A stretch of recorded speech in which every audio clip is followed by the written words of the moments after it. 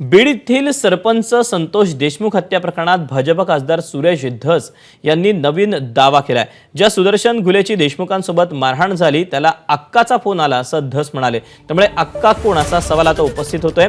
दुसरीकडे शरद पवारांच्या राष्ट्रवादीचे आमदार जितेंद्र आव्हाडांनी देखील अक्का कोण हे सर्वांना माहिती आहे असं म्हणत धस यांच्या वक्तव्याला दुजोरा दिला।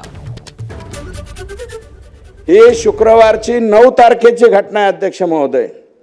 9 तारखेला पोलीस गेले, हे सगळे घुले, प्रतीक घुले, केदार एक आडनाव आहे आणि बाकी काय जे नाव आहेत ते आरोपी सगळ्यांना पोलीस गाडीमध्ये बसवलं, ते गेले। मान्यावरती ह्या फिर्यादी थांबलेल्या नाहीत अध्यक्ष महोदय।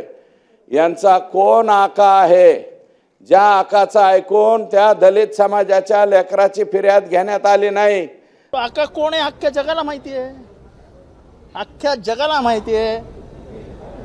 तुम्हाला नसेल माहित तर उद्या सकाळी भेटा, मी तुम्हाला व्हिडिओज दाखवतो सगळे। आका कोण आहे प्रश्न तो नाही, आका कोण आहे तुम्हाला पण माहिती आहे आणि ह्यांना पण माहिती आहे आणि ह्यांना पण माहिती आहे। नाव घेण्याची हिंमत कोणीच दाखवली, मी एकट्यानेच दाखवली सभा। एबीपी माझा, उघडा डोळे बघा नीट।